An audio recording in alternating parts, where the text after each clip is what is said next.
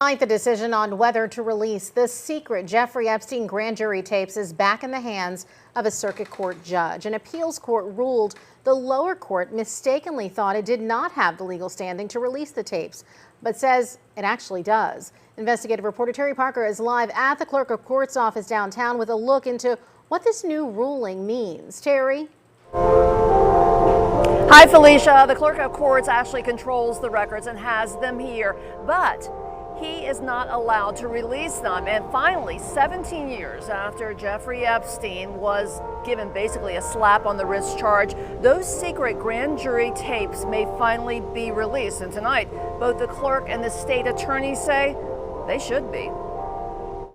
How did Jeffrey Epstein end up charged with only one count of soliciting a prostitute under 18 when Palm Beach police had evidence of scores of young girls who said they had been sexually abused by him?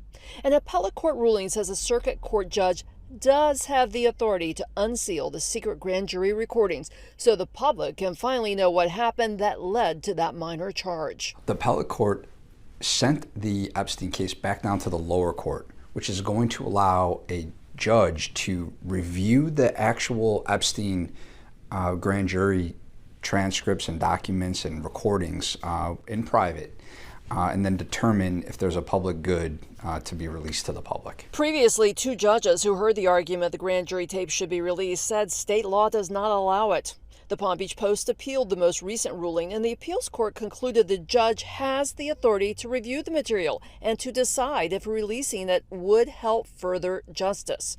Clerk of Court Joseph Abruzzo says his office has control of the records, but legally he cannot release them himself, although he agrees they should be unsealed in Epstein's case. He was clearly guilty.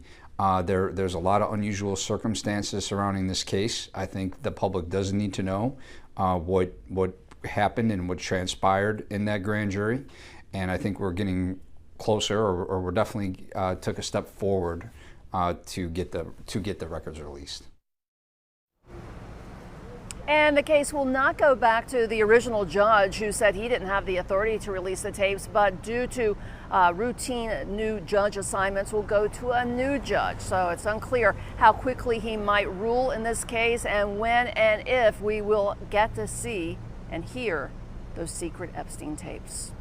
Terry Parker, WPBF 25 News.